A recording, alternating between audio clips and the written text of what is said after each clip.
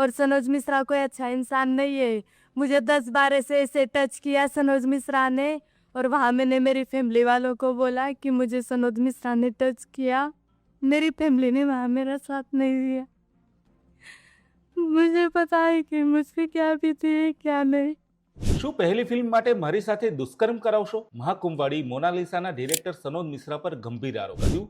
મને 10 વાર ખોટી રીતે સ્પર્શ કર્યો. એવું પણ કહ્યું કે સનોજ મિશ્રા સારો માણસ નથી. The diary of Manipur fame actress Monalisa અને ડાયરેક્ટર સનોજ મિશ્રા વચ્ચેનો વિવાદ હવે અત્યંત ગંભીર વળાંક પર પહોંચ્યો છે. ફરમાન ખાન સાથે લગ્ન કર્યા બાદ લવ જેહાદના આરોપોનો સામનો કરી રહેલી મોનાલિસાએ રડતા રડતા પોતાની વ્યથા ઠાલવી. મોનાલિસાએ સનોજ મિશ્રાને ઘટિયા માણસ ગણાવીને તેમના કામ કરવાની પદ્ધતિ પર પણ સવાલો ઉઠાવ્યા છે. આ વિવાદ માત્ર પ્રોફેશનલ રહ્યો નથી, પરંતુ હવે તે અંગત સુરક્ષા અને સન્માનની લડાઈ બની ગઈ છે. મોનાલિસાએ દાવો કર્યો છે કે શૂટિંગ દરમિયાન સનોજ મિશ્રાએ તેને 10 થી પણ વધુ વાર ખોટી રીતે સ્પર્શ કરવાની કોશિશ કરી.